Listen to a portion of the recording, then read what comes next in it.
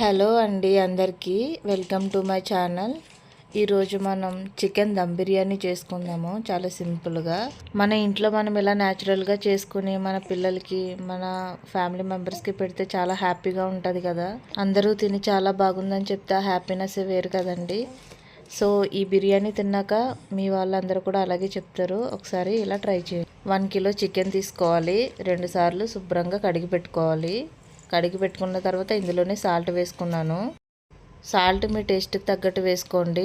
తర్వాత ఒక 1/2 table spoon పసుపు. ఇప్పుడు ఇందులోనే కారం వేసుకోవాలి. కారం నేను ఎక్కువ వేసుకున్నాను. 2 టేబుల్ స్పూన్ వేసుకోండి, సరిపోతుంది అందరికీ. ఇంకా మీరు కారం తక్కువ తినే వాళ్ళు అయితే 1 టేబుల్ స్పూన్ అయితే సరిపోతుంది. ఇప్పుడు ఇందులో నేను గరం మసాలా వేసుకున్నాను. ఈ గరం మసాలా అనేది నేను ఇంట్లోనే పడతానండి, బయట వాడను. చికెన్కైనా, మటన్కైనా, ఫిష్కైనా, దేనికైనా సరే నేను ఇంట్లోనే పడతానండి. బయట నాకు వాడినా సరే నాకు హ్యాపీనెస్ అనిపించదు. బిర్యానీ టేస్ట్ అంతా కూడా మసాలానే వస్తుంది కదండి, అందుకని నేను ఇంట్లోనే వాడతాను, మంచిగా చేసుకుంటాను. 1 టేబుల్ స్పూన్ అయితే గరం మసాలా, 1 టేబుల్ స్పూన్ అయితే చికెన్ మసాలా వేసుకోవాలి. వేసుకొని బాగా కలుపుకోవాలి. ఇప్పుడు ఇందులోనే పెరుగు వేసుకోవాలి. 1 కప్పు పెరుగు అయితే వేసుకోండి. పెరుగు వేసుకొని కూడా కలుపుకోవాలి. ఒక చిన్న పచ్చిమిర్చి తీసుకోవాలి. 2 పచ్చిమిర్చిలు తీసుకోండి, స్లైసెస్గా కట్ చేసుకొని వేసుకోండి. పావంత కొత్తిమీర, పావంత పుదీనా కడుక్కొని కట్ చేసుకొని వేసేసుకోవాలి. ఇందులో వేసేసుకొని మొత్తం పెరుగు పీసెస్కి పట్టేలాగా కలుపుకోవాలి. 4 ఉల్లిపాయలు అయితే తీసుకున్నానండి, మీడియం సైజ్ ఉల్లిపాయలు. అవి స్లైసెస్గా కట్ చేసుకోవాలి. మనం బ్రౌన్ ఆనియన్స్ ప్రిపేర్ చేసుకోవాలి. ఆనియన్స్కి కడాయి పెట్టుకున్నానండి, మీడియం ఫ్లేమ్లో పెట్టి కడాయి పెట్టుకున్నాను. అందులో 4 టేబుల్ స్పూన్లు ఆయిల్ వేసుకోవాలి.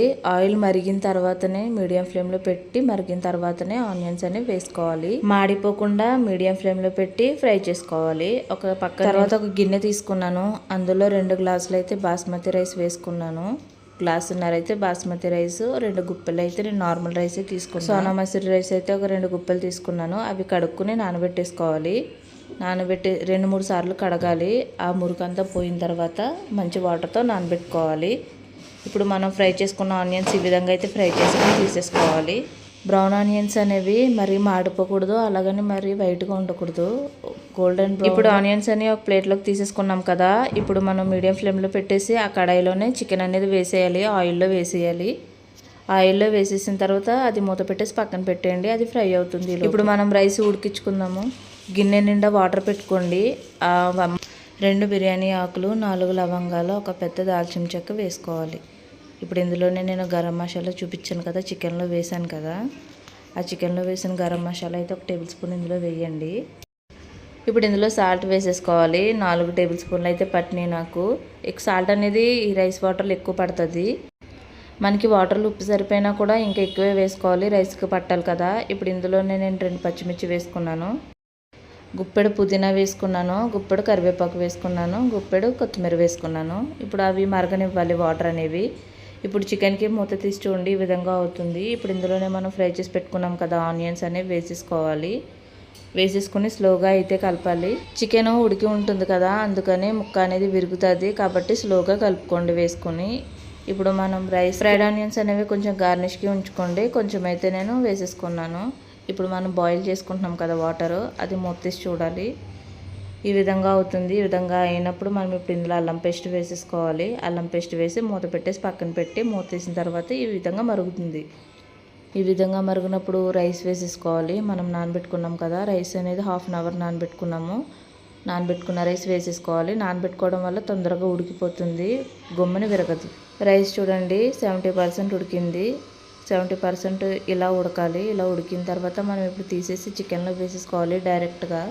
ఇలా గరిటెతో తీసి మనం రైస్ వడగట్టాలి. వాటర్ వడగట్టిన తర్వాత అప్పుడు మనం చికెన్లో వేసేసుకోవాలి. మనం వాటర్తో వేయకూడదండి, రైస్ అనేది బాగా వడగట్టాలి. వడగట్టిన తర్వాతే మనం చికెన్లో వేసుకోవాలి.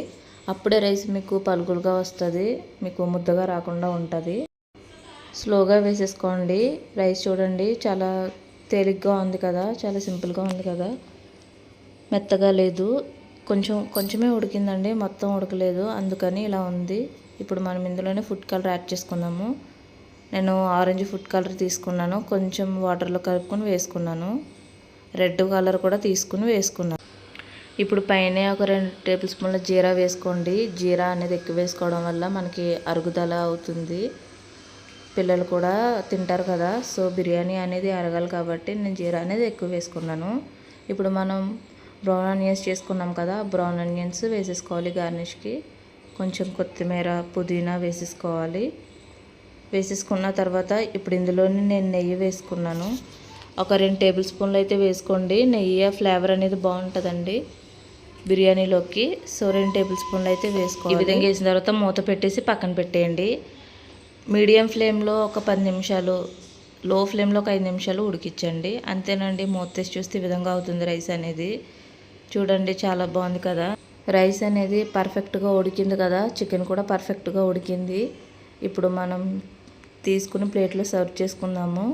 చూడండి, నేను వేస్తుంటేనే మీకు అర్థమైపోతుంది ఎంత పర్ఫెక్ట్గా, ఎంత నీట్గా వచ్చిందో. టేస్ట్ మాత్రం చాలా బాగుందండి. రెస్టారెంట్లో చేసేలాగానే ఉంది. సో నేను చెప్పినట్టు కొలతలతో వేయండి. పక్క కొలతలతో వేస్తే మీకు రైస్ అనేది ఇలా వస్తుంది. చికెన్ దమ్ బిర్యానీ అనేది రెడీ అయిపోయిందండి. ఇది ఎవరైనా చేసేయగలరు ఈజీగా. నేను చెప్పినట్టు చేస్తే. నా రెసిపీస్ మీకు నచ్చినట్లయితే మా ఛానల్ని సపోర్ట్ చేయండి, సబ్స్క్రైబ్ చేయండి. Thank you for watching.